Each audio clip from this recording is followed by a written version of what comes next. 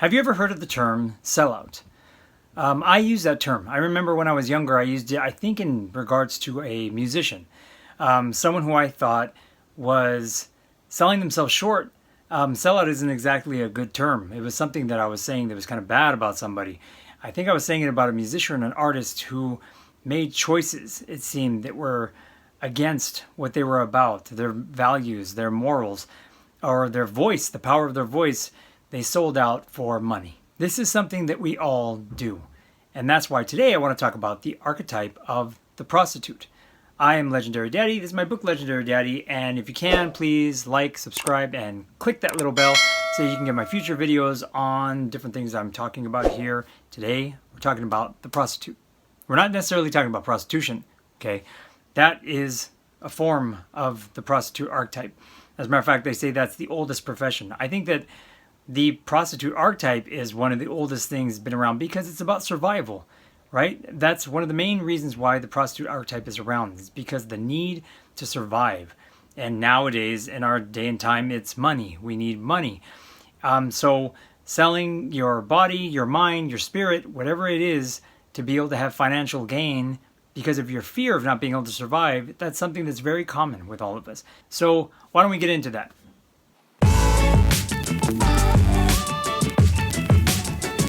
So like I said today, we are not necessarily talking about sex. That's not what we're really talking about when it comes to the archetype of the prostitute.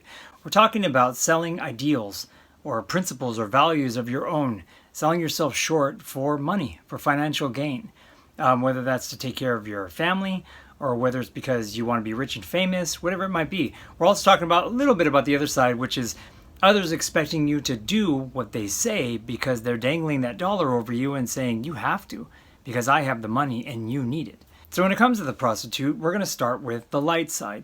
Archetypes have a light and a shadow. If you need to, you can watch my video right there about archetypes and light and shadow and how these are all a part of us. It depends on what we choose, on how we decide to live these out in our lives. So the archetype of the prostitute, the light side of it is that you can recognize your worth. Before selling anything off, whether you're going to sell off like your computer, a car, anything like that, what do? You check to see the value of it, right? That's the same thing you can do to yourself. Looking in the mirror, taking a good look in the mirror and recognizing, what do I have? What do I have that people are going to want? What are my gifts? What are my talents? What did I go to college for? What did I go to school for? What have I invested in all my life? What have I worked hard for? If you do that with all these other material things, then why not do it for ourselves? And that's what I think that the light side of the prostitute archetype is, that recognizing your own worth and what people want from you, what people are going to be willing to buy from you. After recognizing this, I think a good thing to do is probably take a look at how the market is. When you see your values and what you're able to give, you can start recognizing like, okay, what I have to give, what I have to sell from myself, my values, my heart, everything that I'm about, is it in demand? These are things that I think with the archetype of the prostitute, you can really start thinking about for yourself at any time of your life. I think that there are some big, huge changes a little bit before, during, and after the pandemic. They've been calling it the Great Resignation. And there are a lot of different reasons adults are making these choices to leave their jobs and go do something else. But I think when it comes down to it, people understood, like, I've been selling myself short. I've been doing things for the dollar. I'm completely unhappy. My family's unhappy. So many people have taken a step back and decided, I'm going to take a chance. I'm going to take a chance to do something that is much more in touch with my values, my ideals, my heart, my mind, my spirit. And that's a good example of people who have, I think, looked at themselves during this time. Light side of the archetype prostitute can help you with that. Then there is the shadow side. And now when it comes to shadow side, I think it's something that we're much more familiar with. Letting yourself get kind of beaten up, taken advantage of, whether that's in a spiritual sense, a heart sense, love sense, physical sense, and it's doing that for money. When it comes to prostitution, or when we talk about that, that's what women, that gift they have of having their bodies and having men's desire for it, is a way for a person to make money, a woman to make money from her body. When it comes to men, I don't know if you really realize this, but men have strength. An athlete that gives of his body, like a gladiator out there on the field, getting concussions, getting hurt, getting broken, and realizing I am doing this for the cheers and for everything, that everyone's paying for me, but years from now, I'm going to be alone. I'm going to be broken. Is there anyone who's going to take care of me after this? So I think that's something to think about when it comes to like these male athletes that pretty much are, not only just doing what they love to do, but, they're giving of their physical body for your entertainment. But when it comes to the number one place I think I see the archetype of the prostitute the most nowadays, it would have to be in politics.